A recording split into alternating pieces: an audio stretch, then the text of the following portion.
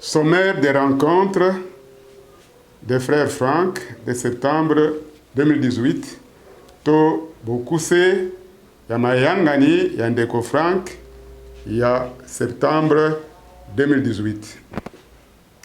Balinga mibali pe basi katena Kristo. Ezali Ndeko Franck, azali kolobela bino kouta Centre missionnaire international ya Krefeld en Allemagne.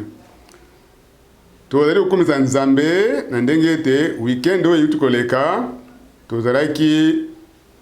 kopambwama na lolenge moko ya kitoko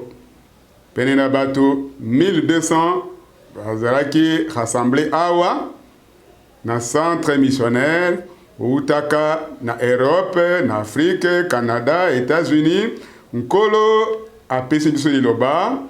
pe apamboli biso na lolenge boko ya kitoko. Tozali na ma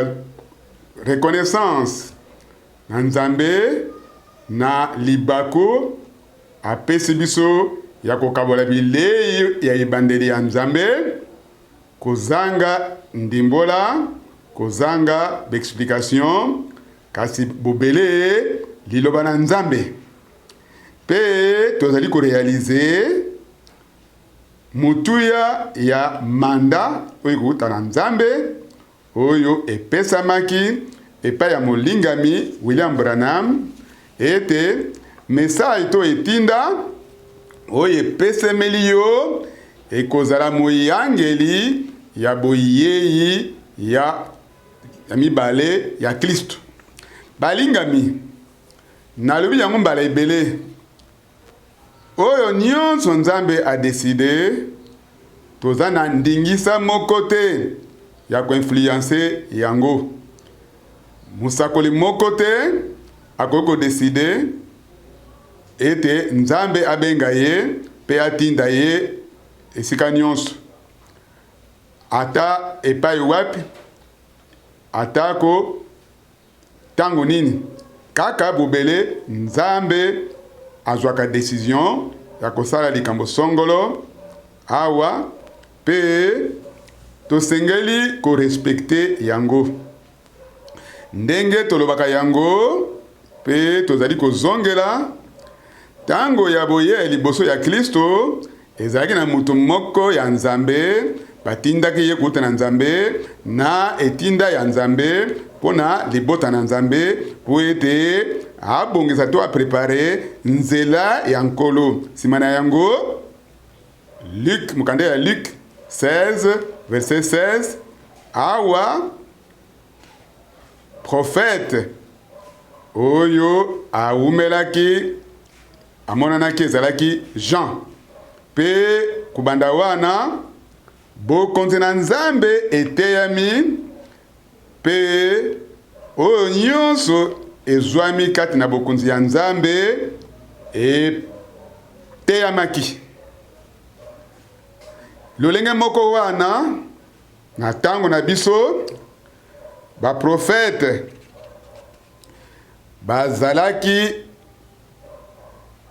bazalaki ti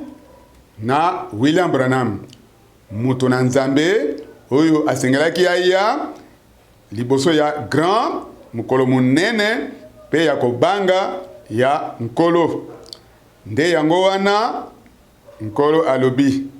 nakotindela bino Eliya mosakoli ya mbwete mukolo ya munene pe ya kobanga ya nkolo eya pe akozongisa oyo nde likambo ya mutuya akozongisa na kati pe na kati ya message na ye akozongisa mitema mitute kasi mitema akozongisa mitema epai ya Nzambe epai ya liloba na malakisi ya ebandeli ya bantoma pe sasaipi na suka ya tango ya ngolu tosengeli tozongisama na moboko oyo ya ebandeli na malakisi ya original ya bantoma nkolo na biso azali ye moko, azalaki ne bandeli ye moko moko wana, pe na suka pe azali ye moko, azali alpha na omega. Sasa ipi na bokuse tokomi na tango pe na sengeli kozala direct na sosoliete na yebiete na kozala bref na kozala na bokuse. Tango ndeko Branham abengamaki pona ntomo na musala na ye na mubu 1933, manda ya munene epesamelaki ye mukolo ya le 7 mai 1946. Manda kuuta na Nzambe ete lolenge moko Moïse atindamaki na basigne to bilemo mibale, bilemo pe mibale to basigne mibale epesameli yo. Bino banso boyebi na o etali likambo wana. Balingami, William Branham azalaki na baservice to musala pe ntongo na musala ya kosala evangelisation na bapays to mboka 12 zomi na mibale, pe ekomaki na mukolo oyo ya spécial tango asalaki annonce oyo asalaki mukolo ya 1er avril 1962. Na sengeli kozonga na Jeffersonville pamba te nazwaki vision to emono, na sengeli kobomba bilei wana ezalaki 1er avril 1962. Sikoyo le 2 avril 1962 awa na kati ya engomba ya Krefeld awa na Allemagne, nkolo moko wana na mungongo ya munene pe ya kobanga pe ya koyokana alobeli ngai, ayebisi ngai, tango na yo na engomba oyo kala mingi te esili, pe esengeli atinda ngai na ba ville to bengomba mosusu po na koteya liloba na ye, pe likambo mususu ezalaki ete na bomba bilei. Balingami, naza na posa ya kotia ya koloba makambo oyo na lolenge ya molai te, kasi boyebete sima ya bofungwami ya 7 so to bilembo sambo na mars 1963, ndeko Branham ateyaki lisusu na mboka mususu te, ateyaki lisusu etinda na mboka moko te na mabele. Nini yango eyingelaki? Apesaki message, ateyaki message, pe etinda oyo esengelaki précédé boyei ya Kristo. Yango wana sima ya bokei ya William Branham kati na nkembo, manda kuta na Nzambe oyo epesa na bakingai message na bamboka kama na tuku sambo na mibale to 172 pays, pe soki natali na mibu 55 ans oyo eleki ezali pona mbela kuta na Nzambe oyo epesa na bakingai, pe Nzambe a confirmé yango le 3 décembre 1962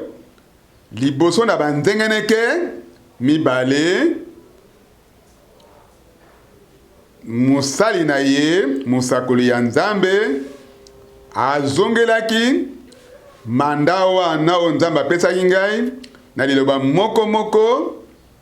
azongeli yango ndenge nkolo ayebisaki ngai. pe alobaki abakisi nsima na yango zela ndeko Frank po obanda bokaboli ya bilei tikino yo kuzwa reste ya bilei atikala koloba ta mokolo moko teke yo kanga mosala ya kuteya te na teyaki liloba na Nzambe tango nyonso wana kasi sima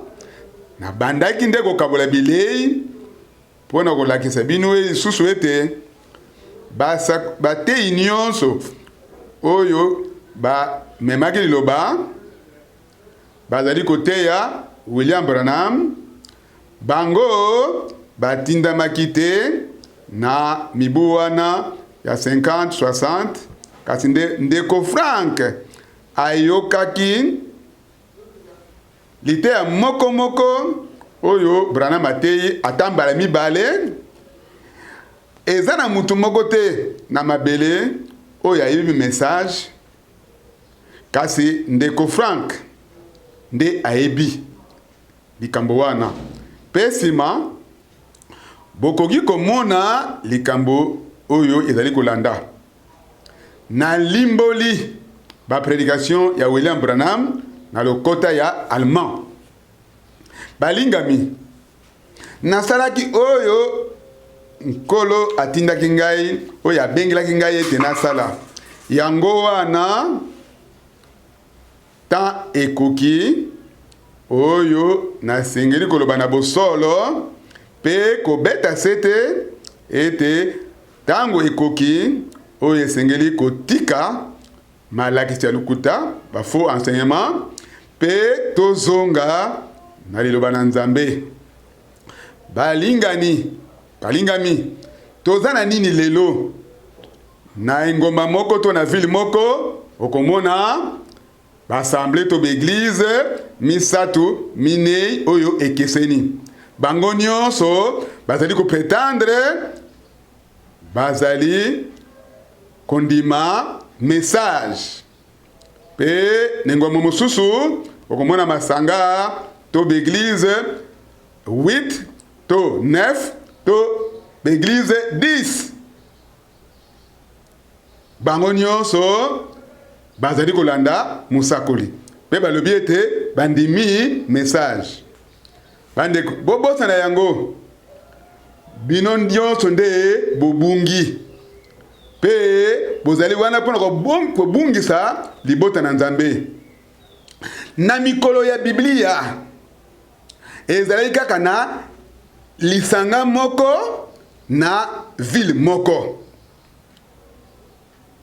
pe Nzambe atiaki katina masanga wana ba ministère na ye yango nde lolenge wana pe esengeli kosalema sikoyo na tango ya suka pe mpona kozala honnête soki botaleli mpenza soki boverifie oyo bandeko mibale bazali koteya okomona ete bazali kosala baexplication na oyo ndeko Branham alobaki bandeko bosengeli koteya liloba na Nzambe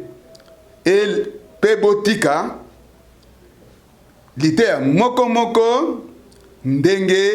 ye Branham ateyaki yango bozwaka badéclaration na ye te libanda ya contexte na yango kasi kotika yango lolenge ye ateyi yango pona nini ndeko Frank aza na baproblème te na likambo ya message oyo William Branham ateyi na tina ya manda oyo Nzambe apesi ngai nazongisaka oyo ndeko Branham alobi nazongisaka yango kati na liloba na Nzambe nde lolenge wana nakosala lisusu déclaration ya ndeko Branham nakoloba oyo ndeko Branham alobaki boyamba eloko moko te loba kaka ke yango ezwami kati na makomi balingami oyo ezali na mutuya eza sérieux. Sima toza komona ete mbala 150 Branham azongeli maloba ya Apocalypse chapitre 22. Milongo oyo ya suka epai wapi ekomami oyo kani akobakisa to akolongola na liloba oyo ya lisakoli oyo ezwami kati na mukanda oyo libula na ye to par na ye bakolongola yango na buku ya bomoi. Tango ekoki ete épouse ya solo ya Nzambe ebengama, épouse ya Nzambe ezala rappelé oyo bazali kozwama libanda ya etamboli pe bazonga na etamboli ya solo oyo ezokende elongobani na liloba na Nzambe. Lisusu mutuna moko pona tosukisa. Bondimi ete bozali kozela ete bangulupa nyonso wana bakozala kati na fete ya nos to repas oyo kozala na lola. Awa bazana repas du Seigneur te elongo. Mutu na mutu azali na ngambo na ye epi bazali kozela ete bazwama kati na festin to fete ya noce ya mpate na Nzambe. Te bobosana yango wana ekotambola ata mokolo moko te. Po bino bozali kolanda banzela na bino pe banzela mamalakisi na bino pe na bato bazali kolanda bino bozali kaka kolanda banzela na bino. Kasi tozali kolanda Yesu Kristo nkolo pe mobikisi na biso pe tozali kozongisa matondi po tozali na reconnaissance liboso na Nzambe oyo ya bokasi nyonso na ndenge ete atindeli biso musali na ye musakoli oyo aramene biso to azongisi biso na Nzambe na liloba na ye pe naza na reconnaissance ete nakoki kotala sima na mibu 55 ane na ntomo ya musala oyo Nzambe apesi ngai natamboli bamboka pene na 172 pays pe sasaipi tozokende na bamboka ebele pe na nzela ya télévision bato bisika nyonso na mabele bazali kokabola bilei ya bule ya liloba na Nzambe. Maranatha kolo na biso azali koya kala mingi te kelelo ekobeta pe tokozala na nkembo libela na libela. Tika ete Nzambe apambola bino na kombo ya bule pe ya kitoko ya nkolo Yesu Kristo. Amen.